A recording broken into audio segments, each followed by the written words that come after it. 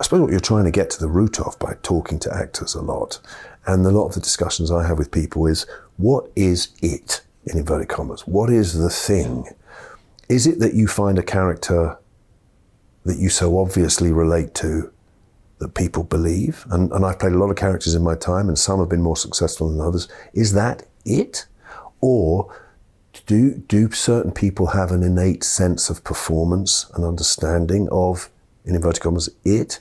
I don't quite know what it is. But what's amazing is that nebulous, difficult to understand concept of it is probably what we're all chasing. Back to One with Peter Rinaldi. Mark Strong is an actor. He sat down with me on the Upper West Side of Manhattan to talk about the work.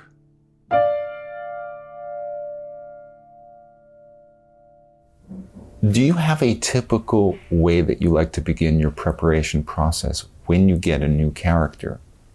Not really. I mean, when I get a script or a play and I read, the first step is understanding what that character is, why he's in the play, what the function of that character is within the whole story, and what that character's journey is. So, for example, I mean, the best way I can describe it is when I did A View from the Bridge 10 years ago, I hadn't done a play for 12 years. When I came out of drama school, it was pretty, in the UK, I did theatre for like 10 years because there weren't really very many British films being made. Getting into an American film was very difficult. We only had 3 channels in those days, so there was a very small amount of TV. So theatre was what you did. And I hadn't done a play for 12 years. I dropped out of it. And then A View from the Bridge came along, and I always remember that I had a pile of about 10 scripts. They were all film scripts apart from this one play. And the fact of the matter was, I read all of those scripts and I got Eddie Carbone. I understood how to play that part immediately. I didn't have to do any work on it. I just knew who that guy was and how to play him instinctively. So the process, if there is one, is only required if you don't instinctively understand a character. That's how I feel. And generally I'll try and avoid characters that I have to do too much layering on. If they're too far removed from me, or I don't understand them, or I don't instinctively understand them, I'm not that keen on playing them. Interesting.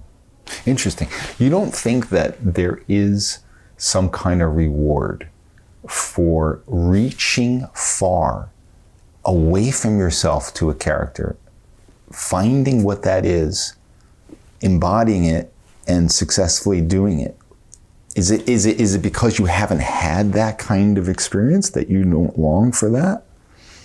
I don't know. I think it's more the fact that having done theatre for years before I ever got in front of a camera, and a camera is like a microscope. It just finds you. It finds your brain, your soul through your eyes. That's what a camera does. Being on stage is very different. It's a kind of different discipline. And the reaching thing that you're talking about for a character, I think that's taken care of by the story and the words. I always think this, that when somebody says, oh, my character wouldn't do that, I wonder what they mean, because your character, in inverted commas, can help an old lady across the street in one scene and then bottle someone to death in the very next scene, and that's the same character. And actually, the more variety there is in the behavior of an individual, the more interesting it is. And the sum total of all the scenes are the character. In a way you don't have to reach. What you have to do is obey the minutiae of why that character is in that scene and what he's doing. And you have this I relate to that too, for me, but I just thought I have that because I'm afraid. I'm afraid of trying to embody somebody that I don't get. Do you think there's any kind of fear around that for you? If there is a fear or any kind of trepidation, it's playing somebody close to myself. I suppose if we go back to when I wanted to become an actor originally, the whole point was variety. I didn't want to play Ferdinand in The Tempest. I wanted to be Moses in the School for Scandal. You know, I wanted to be the 70-year-old moneylender or whatever, you know, so that I could wear a wig and I could put 5 and 9, as we called it then, grease paint on, you know, paint in the lines and make myself look old. It was the performance element and the variety of character that I was interested in. And I've been really lucky, I think, over my career, because I've played lots of very different parts, and the variety has been very welcome. And anything that gets me away from myself is what I feel most comfortable with. So if I am doing an accent or wearing a wig or an outlandish costume or playing somebody from somewhere else, I can hook my performance onto that, and I feel comfortable doing it. Yes. So we go back to your original point, the being myself is the thing that I'm actually finding most difficult. And is that because it's tapping in on stuff that you are not, I mean, just turning into a therapy session perhaps, and maybe I'm projecting because I'm thinking this, but do you think that because you have untapped things that you haven't dealt with in yourself, and you're seeing some of this stuff in some roles? I don't know. I mean, that is psychologically deep. I don't think it's that. Yeah. But then if there were some hang up, I wouldn't be aware of it probably. Right. But no, I think it's more that being outside myself and being other is the bit that I find interesting. Yeah. I slightly suspect that just playing myself, I do that in life. Right. You know? I don't want to do that as an actor. Right. You do that at a party, right? You have to play Mark Strong. Well, exactly. Every situation you're in, you meet a new person. As you say, you're at a party, you're meeting your doctor, you're with your parents, you're with somebody you're just meeting. We all have those bits of ourselves that we use to cope with those situations. Right. And so I do that anyway. I can do it if I'm asked, but it's not the bit that I'm interested in. The bit I'm interested in is playing something that's removed from me, so that I can explore that. Yes, but you are saying that even in these multiple villains that you've played, which you do so well, that there has to be something that you are connecting with, not necessarily that's about your own self, but something that you understand in that person. It could be a murderer, but you have to understand it. Obviously, I've never murdered anybody. Yeah. But I can play a murderer. Yeah. I think what you're doing, or what you need to do there, is understand that nobody thinks they're the bad guy. Right. Or rarely. I mean, some do, and they revel in it, but most of the bad guys I've played, you have to find something in them that is real, and if they're not liked, then at least they're understood. At least they're understood by you. And I don't go around in my life threatening my wife and kids, you know, but I play a lot of bad guys, and I can plumb the depths of rage and anger and all of that, because there's a catharsis to that, and it's removed from me. And so, like I was saying, that's what makes it interesting. So a character like Eddie Carbone, I don't know, I could see, I knew exactly who he was. I understood what his, I mean, it's interesting actually, that play. A lot of people talk about the relationship between him and Catherine, the girl. And there's this sexual element that they talk about. I never saw that. I never saw that. All I saw was, there's a 17-year-old girl who's burgeoning sexuality. She's happy to try out on this guy that she trusts. So she's happy to cuddle him and all of that. Here's a guy who's really enjoying the attentions of this young girl because she's very affectionate with him, and he gets some pleasure from that, but it's not sexual. I thought with him, there's about 3 or 4 occasions in the play where he talks about her mother turning over in her grave and the promise that he made to her dead mother. And we've got to remember, he's a Catholic. Yeah. You burn in hell if you don't keep your promise to a dying woman. And that's his drive. His drive is that he doesn't want to burn in hell. Yeah.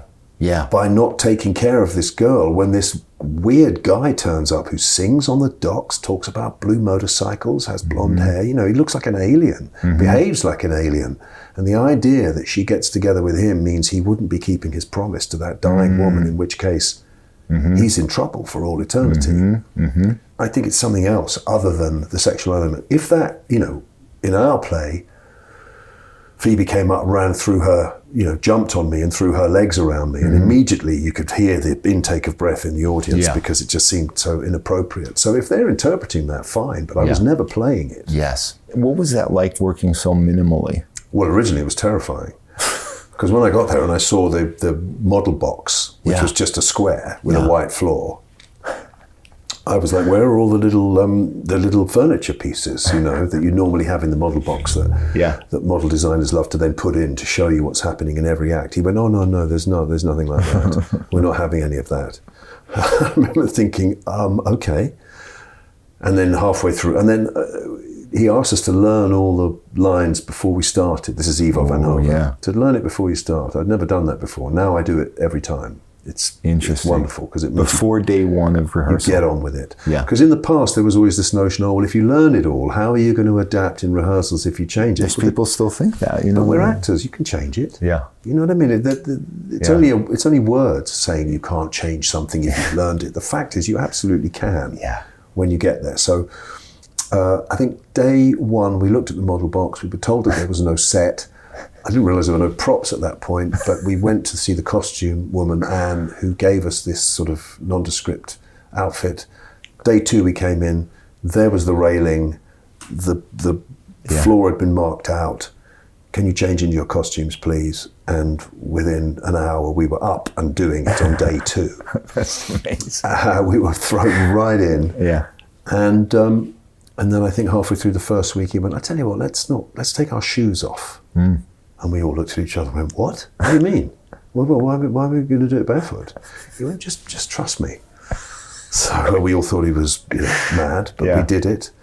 And then he said, you know what, the boys that are coming into the family, Rodolfo and Marco, let's not have them do Italian accents. They can have American accents the same as you. Well, there was nearly a riot. Everybody went, well, no, they have to be from somewhere else. They've got to be other, surely. And he was like, it doesn't really matter. No, it does matter. He thought he was crazy. Anyway, he proved to be right on everything that he did, because the less that we did, the better. I remember there's one bit, Beatrice asks Eddie, she says, what time is it? And he says, it's 9:15. And I said to Ivo, this was in the first couple of days, I went, so what sort of watch? Should I have like a traditional, is it like an old watch, a traditional antique type watch? He said, what are you talking about? I said, well, I'm going to need a watch because she asked me what the time is. How do I know what the time is? He said, we don't care how you know what the time is. We just want to know what the time is. So just tell us. I love that. And of course, she says, well, what time is it? He says, 9:15. And nobody's sitting in the audience going, how does he know that? Where's his watch? Anyway, so it was a revelation to me that you can remove all of those things. Yeah.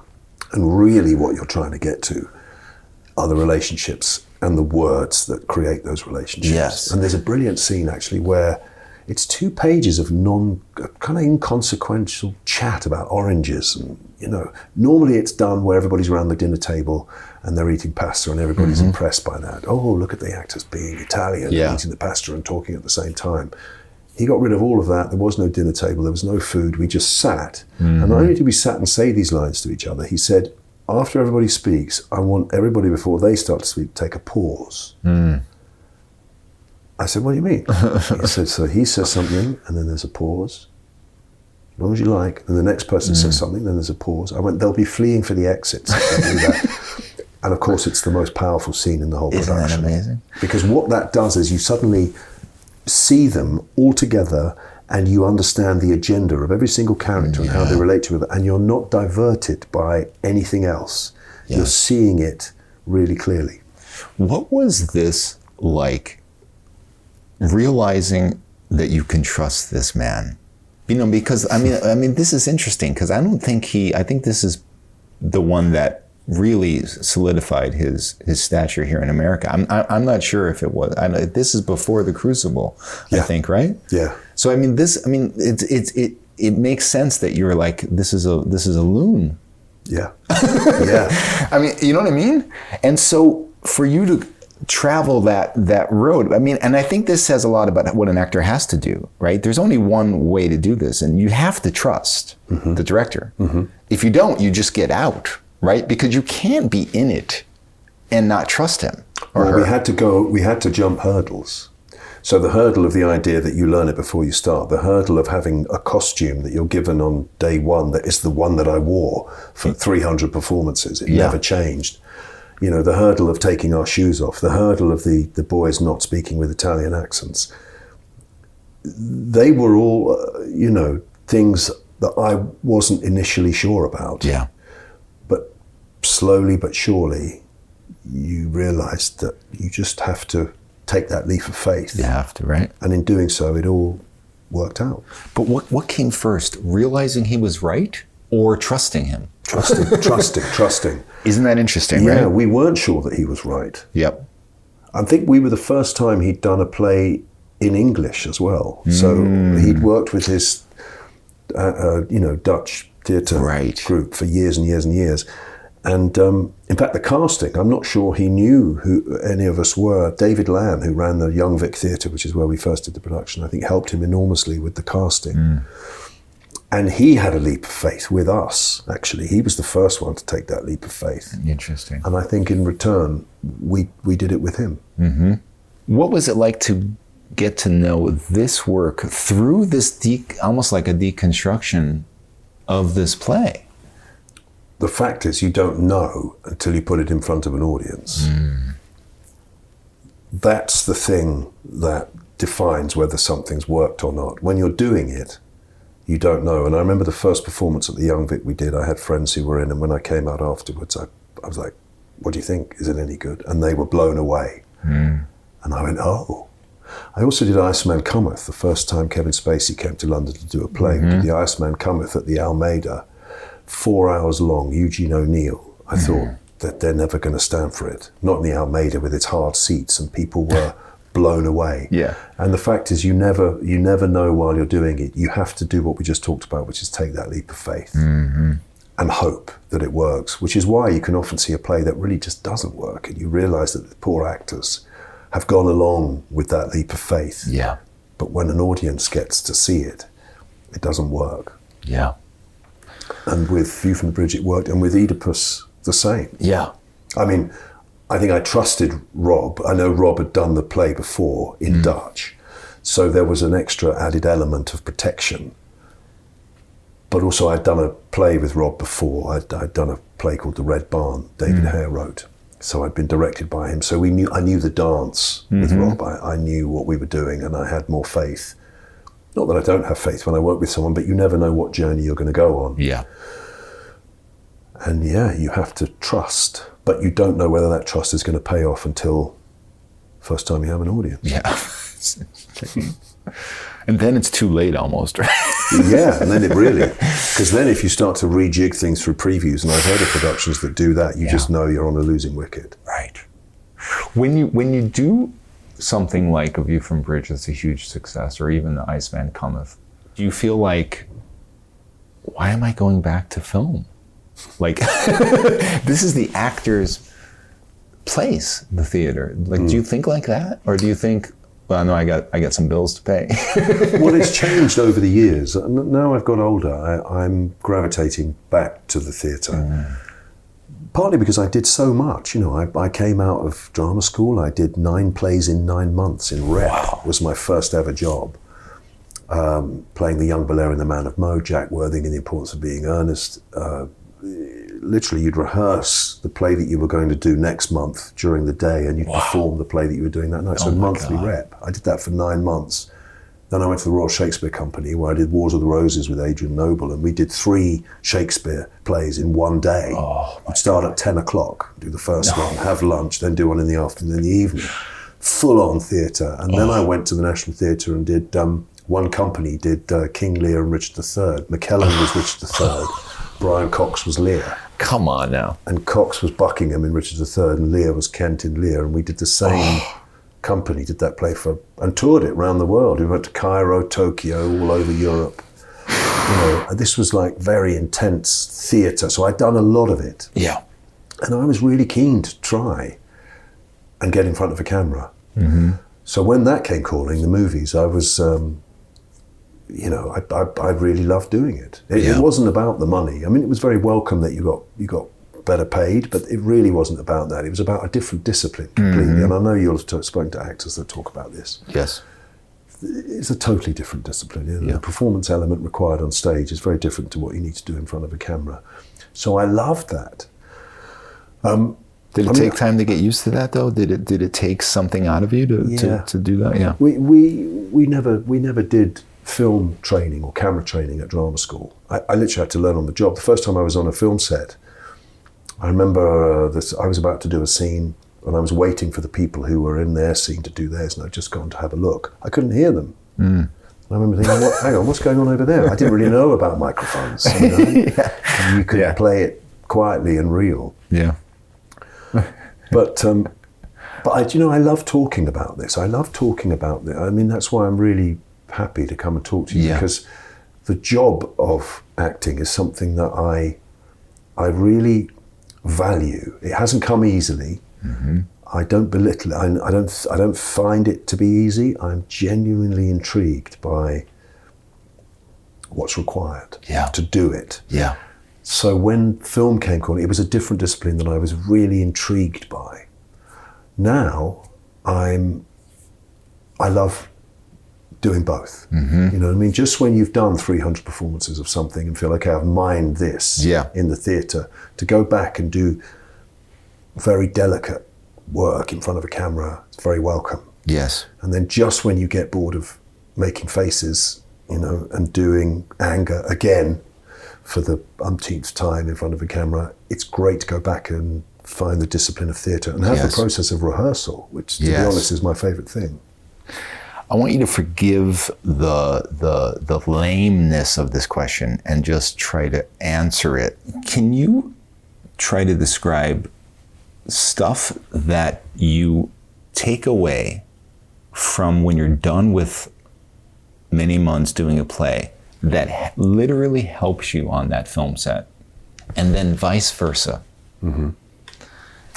I was talking to a younger actor the other day who I'm sure didn't believe what I was saying, but I genuinely believe that the experience you have in front of a live audience, you know, the vibration in the air that you feel when you're on stage, the laughter you have to accommodate, or the silence that when you're expecting laughter that you have to accommodate, the shuffling if you get a sense that they're bored, the complete silence that you don't know whether that is something that they're hating or whether they're absolutely rapt.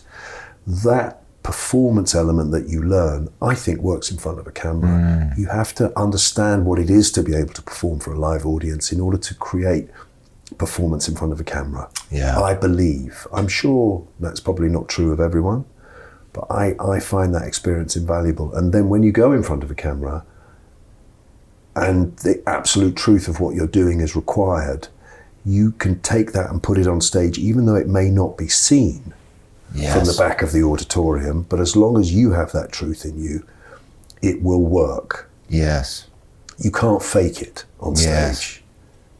Or you shouldn't, I believe. You should have the intensity that you have in front of a camera on stage as much as you have the knowledge of a live audience on stage in front of a camera.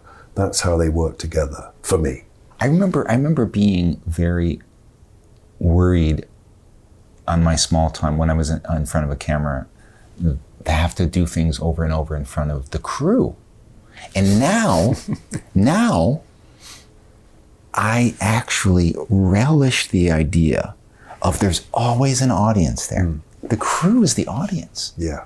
And I can actually feed off the energy of the crew. Do you think that way? Absolutely. I mean, I've always said this, that not only are you performing for the crew, but in terms of what you're giving as the character, but I find them to be people I don't want to fail in front of. You know, when I hear of actors who come to set and haven't learned their lines, or they can't hit their marks, or they need boards with it written on, I just think, well, what about the crew? You know, they're doing their job. You got to do your job. And I am aware of them as people who will have a judgment. Just because they're all wearing black and they're moving cables or whatever they're doing, doesn't mean they're not conscious. They go to see the movies just like everybody else. So I'm very aware. Usually actually on sets I hang out with the crew, often more than I will with the actors. And in the theatre it's the same. I love the fact that the National Theatre, the other day I was there, I went to see Leslie Manville actually in her new play. And a guy came and went, "Hello, Mark." This guy I'd worked with there 30 years ago. Still there. Beautiful. Lovely play, wasn't it, Mark? Wasn't she great? You know? And you think, God, the knowledge that you have of all the plays that you've seen far exceeds most of the people I know. That's right.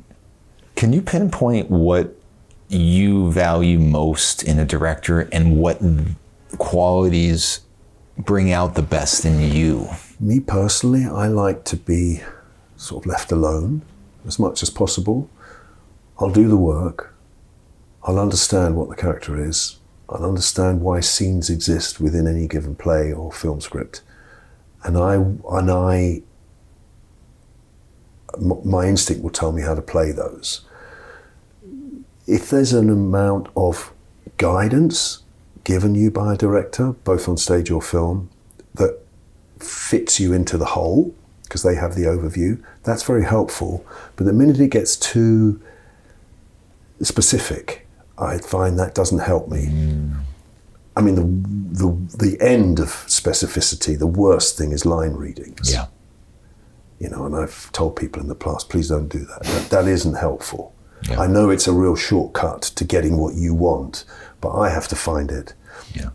On the other hand, that can sometimes make it very difficult for a director who is trying to explain something that's very simple that they could give you in a line reading by not doing that in a very convoluted way, and that can just be confusing. So it varies from director to director. In film, I like the director to be the guy that's looking at the monitor, telling me what works and what doesn't. You know, don't do that with your face, don't do that with your hands. You know, you're yelling, or do that quicker, whatever. They're watching the monitor, so if you trust them and their opinion, when they come and give you a piece of advice or whatever, it's worth taking. In the theatre, I would like them to see what I'm doing and make it better, but not with specifics that just get into your head.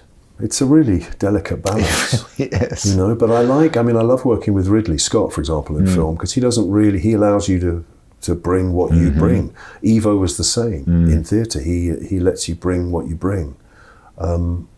Rob Icke, I think, trusts me. We've worked together a couple of times, and he allows me to bring what I've got to offer, and will just gently kind of guide in either direction. And if you trust what they're seeing and you trust their judgment, then that's the best director.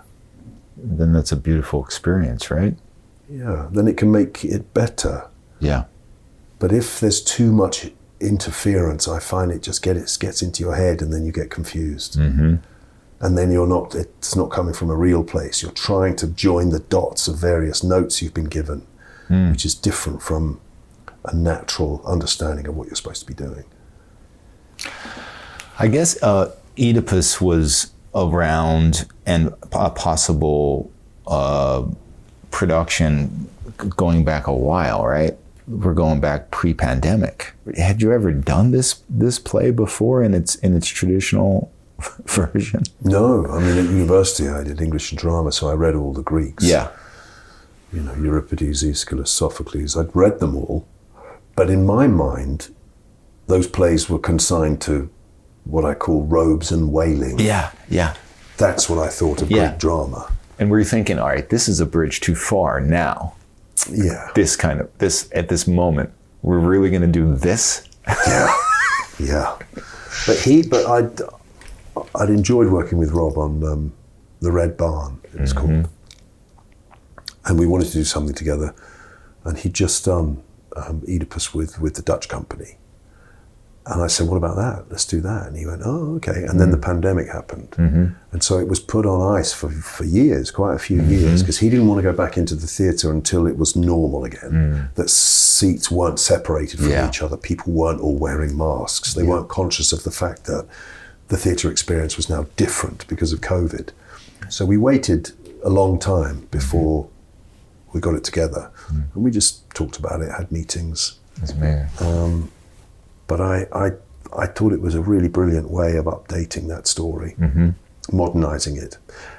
And the payoff was coming out of the stage door and seeing young people wanting you to sign their playbills. Isn't that amazing? Are you the kind of actor that would go into actually looking and researching the political situation in this country before a role like this? Interesting. You see, that research question. Yeah.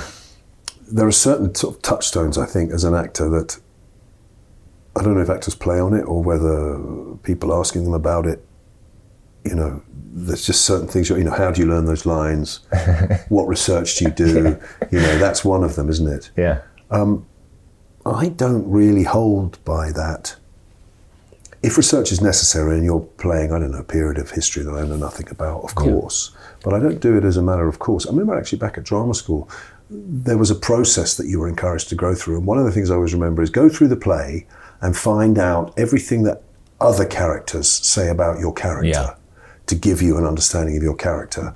And that seems really intelligent to me and a very useful thing to do. But on the other hand, like I said right at the beginning, your character is the sum total of the scenes that you're playing. That is your character. Yeah. So I'm not always sure that research is necessary. Yeah. So when I was playing this guy, that, you know, this politician who's on the cusp of an election landslide, I didn't feel the need to go and explore politicians, read their memoirs, find out what headspace they were in as politicos. Yeah. I didn't need to do that because really what's interesting is the guy in the middle of it who happens to be a politician. Right.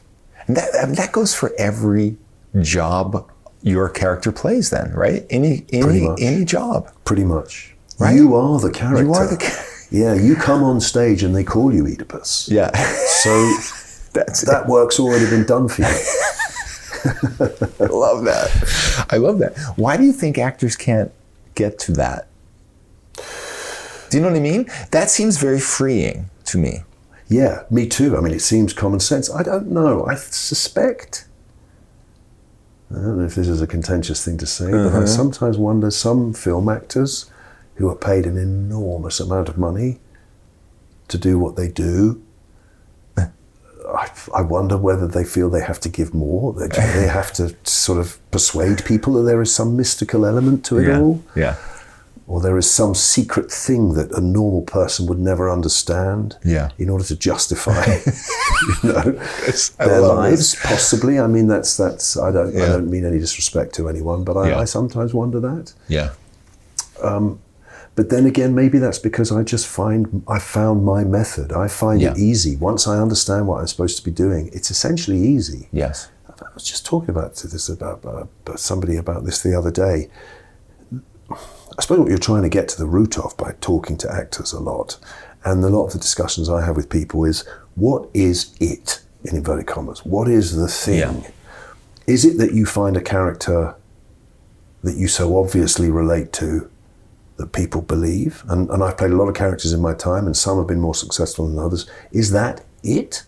Or do certain people have an innate sense of performance and understanding of, in inverted commas, it? I don't quite know what it is. But what's amazing is that nebulous, difficult to understand concept of it is probably what we're all chasing. Yes. You know? Yes. And it's probably the thing when you go and see something, you go, oh my God, that was amazing. Yes. Rather than that was okay. Yeah. There it is. Yes. And I don't know how you define that. I don't think it's something you can construct. Right. Or strip layers away from to find. It's just a thing that some people have. And sometimes when you watch an actor who isn't convincing you, you just think they don't get it. Yes. They don't get. Yes. I don't know if it's a combination of intelligence, confidence, ease, whatever it is. I've thought about this for years. I have no idea. I think there's just some people understand it. Yeah. And then it's just a question of finding the right character, a believable character that they understand, and then you are convinced. One thing I know that I've discovered lately is that when I do see somebody that is not doing it. I now think, do less. I used to think they got to do more. I don't believe that anymore. They're doing too much. Yeah. They're either doing too much thinking or too much acting. God, it's funny you should say that. We used to have a guy at drama school, at the Bristol Old Vic Theatre School, where I was, called Rudy, who is a sort of famous to a certain generation of people who came out of that school, and that was his mantra. You're all doing too much. Yeah. You're doing too much because you want to show that you can act. You want to show that you understand the character. You want to show performance. Right. But it takes confidence not to do too much. It takes confidence to do less. Yes. Yes. This clock that is on the stage, I remember thinking, how could this not be a pressure point of landing? But the fact is, I don't know how many plays you've done, but generally, that play would come in within a minute. Yeah, wow. Over a couple of hundred performances. Yeah. It would sort of end within a minute's time. I mean, they can be really accurate. It's amazing to me always how something can be like that. Because sometimes you'll come off stage and feel that was a slow performance. You'll find it's exactly the same timing. It's weird. And I actually asked them when we were on Broadway, will you call when we finish the play and we've done the curtain call, we're on our way back up to the dressing rooms, give me the timing of the play. I want to know how quick it was. And it's amazing how often you think a sluggish performance was quicker than you thought, and vice versa. Interesting. But that clock I ignored. I knew that could be a problem. Yeah. I didn't want to be seeing what the time was at any given moment. And it was fantastic for tension.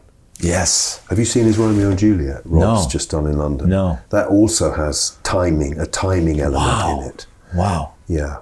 He's that obsessed does with that. do that. That does do that for the audience. Well, obviously the clock on stage was 0 was the moment when the result was announced. Yeah. But obviously it was the moment of revelation for Oedipus.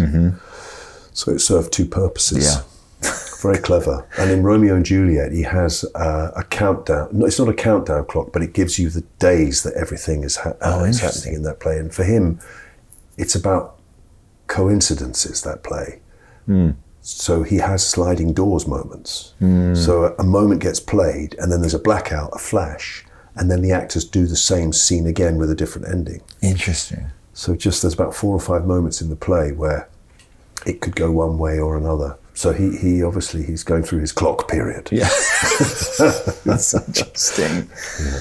When you conquer all these roles, particularly classics, do you set your sights on some roles that you want to do, and do you start to try to manifest that stuff?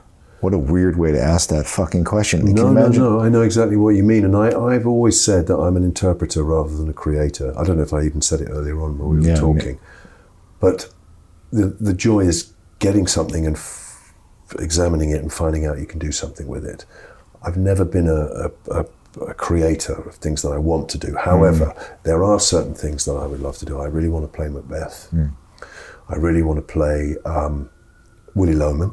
I really want to play Richard III, but they're in the future. I mean, they're not now. Yeah. I need to be a bit older, I think, to tackle those parts. And then Lear eventually? Well, yeah. I mean, the irony is when Brian Cox played it, he was in his 40s. That's amazing. He's 20 years younger than I am now. And he was playing a character that's 20 years older than I am now. Yeah. He was always an old soul, wasn't he? Yeah, Brian, yeah. I mean, he really carried it off. It was brilliant. Yeah. Did you hear the Brian Cox episode of this? He was on this. No. Oh, you have to check that out. Oh, God, I will check that out. I love Brian. There's two Brians. There's lovely, intelligent, intellectual, very interested in acting Brian, and there's very, very grumpy Brian. I got a middle point, I think, on the episode. No, I loved him. I love him. And I loved working with him. And I had that privilege in my mid-20s of standing off stage and watching him do that every night. And McKellen played Richard III. Moments that I remember from that, when Lady Anne comes on and he takes his jacket, his military jacket off, undoes this very complicated sand brown belt and bares his chest and gives her his sword and says, "Come on, kill me." And she goes, "No, but it's nice to see that you've..." And as she walks off with the coffin, he does his shirt up, puts his military jacket on with the buttons, and does his belt and everything up with one hand. Wow. While he's doing Was Ever Woman in This Human Brood. That's amazing. And just does it completely, brilliantly. Wow. Yeah. Wow. Do you actually take inspiration from actors you worked with and have it actually inspire your own performances? That's an interesting question.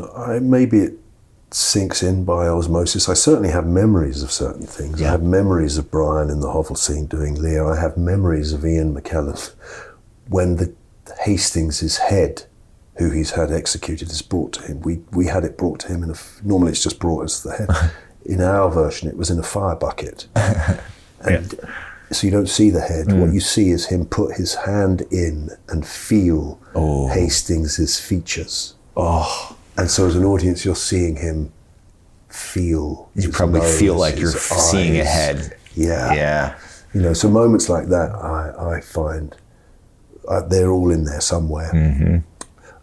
If I ever got to use them one day, maybe I would steal them. But more than moments on stage are kind of the off-stage moments. What I learned from those guys is how to behave as an actor off-stage as much as on stage. You know, how not to be vain, how not to be overbearing, how not to sort of constantly try and be the centre of attention, how you behave as a successful actor when you're meeting younger actors who are inspired by you. I learned that more. Yeah. You happen to be one of the people that can be cited as not only a good-looking bald man, but maybe even a sex symbol bald man. Okay, people flip out for you as a bald man. Me representing the bald community here, I must say thank you, Mark, for this. But I don't know if you heard, and I hope you haven't. I'll have more respect for you if you haven't. But there was an influencer this last week. I'm not even going to mention his name. Who said he's only 20 years old. I guess his brain isn't fully developed yet. What does he know? But he said that he would rather have a penis that is broken than go bald. Wow. And I just want your on-the-record response to that. I think that's fascinating in many ways. I think, Look, he's. I think the important thing there that you said is he's 20 years old. We exist in the sweet spot of being bald men. I worked with an actor who was bald, and the generation before me, you had to have a wig, a toupee. You couldn't be bald. So much so that there's a fantastic story about this guy. He was offered a job, and the producer took his agent aside and said, "Look, he's got the job, but he's just got to get a better toupee. That's not working. He's got to get a new one, you know." So his agent took him out to dinner and said, "You've got the job, but you're going to have to get a new wig." And the actor looked at him and went, "Do you know you're the first person that's ever noticed?" The whole industry knew that he wore a toupee. And he was living in this sort of splendid isolation of knowing. And then there's all those actors like, I don't know, Sean Connery and whatever. You know, you had to, in those days, you had to have a wig. Yeah. Unless you were a character actor or an older character actor, you had to have a toupee or a wig. Right. Now, those 20-year-old boys and those coming in the business, now you can have hair transplants and stuff. Yeah. But we exist in the sweet spot where suddenly, for some reason, it was okay to have a shaved head. Yeah. Yeah.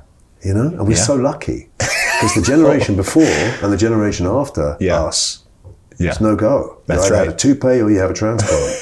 But we have had this lucky moment, and I feel very grateful for that. I love how you're saying we and including me, but don't you think that this has to do with you have a very good shaped head? You look good as a bald man.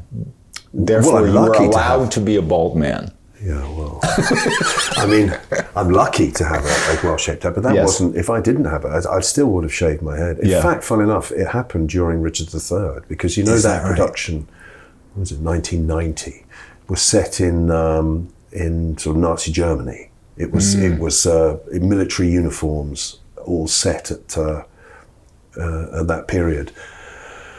And we had to I was playing. We had to grease our hair back. We were all wearing, we were military uniforms, greased hair back. And when I greased my hair back, there was basically a lot of it was missing. I used to go to work to the National Theatre across Waterloo Bridge, which is a very windy environment, and it used to blow my hair up, and I didn't have a swoop over, but I certainly combed it in a certain way that it looked like I had more than I had. When I greased it back, I realised it just wasn't there. And bless her, the wig lady at the time said, just come up. They were on the top floor, and we'll just shave it off. And that's what I did. One day I went, oh, sod this. And I just went up there, we shaved it off, and I never looked back. Never looked back. The parts got way more interesting. Isn't that interesting? So I gravitated on from, Ferdinand in The Tempest or Romeo, and suddenly started playing. I mean, the funny thing is you could play institutional characters. You could be a policeman, you could be a vicar, you could be a fireman, you could be a soldier, you could be a villain. Yes. And that covered a lot of ground. There was a lot more parts playing those parts than there were playing the Juve leads. Yes. Do you have any worries about what's happening with AI and the future of acting? Yeah. I was doing a show which was fortunate enough to have hundreds of extras. And we found out one day that those extras, once they'd come in for the first day, were then being taken off and they were being digitally captured. And the reason we discovered was that then they wouldn't have to pay them to come back. They could just put them in later. So that was a big worry. And I think there was a big hoo-ha about that. And that was stopped, luckily. I think agents and people are onto it now, that this is something that it can't be the norm that every single job you go in, you get digitally captured so that you can have things done later. People are on top of that. My real worry is that it's becoming so sophisticated that one day films will be made with AI characters, and it's not that it will be better or even as good as seeing real people acting. It's that audiences will just become used to it. Yeah. They'll be fed that. Yeah. And over time will just accept, okay, well, that's an AI film, but I'm still entertained by it. That's my worry. It can never conquer theater. No, that's true. Although I read a fantastic script the other day, a guy had written a play that was about the concept of these old theatre actors who were famous, have now been superseded by these animatronic, by these robots that you can't tell aren't human. And they all hang backstage and they get plugged with the ability of Sir Ian McKellen, Derek Jacobi, Brian Cox, and they get plugged in with that. They get plugged in with the lines, they get plugged in with the moves, and they come on stage and they do Hamlet according to a pre-arranged set of movements and sounds and all of that. Oh, boy. And audiences have got used to the idea of seeing that, and they accept that they're not real, but they have the characteristics of famous actors that they remember. Scary. So this guy who hasn't given his digital information, he's now the janitor he scuppers one of the models, the robots, one night and goes on instead. Oh, that's pretty good. Yeah. That's good. It was a great idea. Yeah. But who knows if that'll ever come to pass. I know, but that's scary too. Luckily not for a while, but... yeah. And then the idea that it just being eaten up by the audience. That's the scary part. And why are we thinking that? Because we have content that is almost that now that's being eaten up. Yeah, absolutely. Yeah, you've got kids flicking through TikTok or Instagram or whatever, finding these little tiny reels of AI stuff that they're watching alongside real events. And so it's all being absorbed, isn't it? The concept that that's entertainment, it'll be fine, and nobody will mind that it's not real people.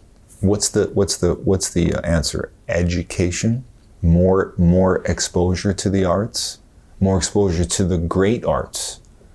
Is that the answer? Well, I wonder whether sort of live performance will become like jazz. It'll become for the aficionados. That's what I worry, that people who are seeking that will have it available. Right. But your average Joe who comes home from work and just wants to put his feet up and kick, watch some entertainment, they won't really be discerning. I don't know how you educate. What you would hope is that it will move that way, and people will come back to realizing that that is anodyne and not the real thing. It's not the real thing. Yeah, and you would hope that they would be hungry for the real thing. You would hope.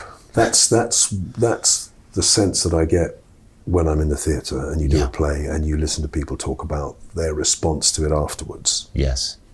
In different, and you do it in different countries, and you feel the same thing some nights, right? The same hunger out there. Doesn't matter where it is. Yeah. That's got to bring hope. Yeah, you would hope so. Mark Strong, thank you so much. My absolute pleasure. I can't believe the time. Thanks for listening.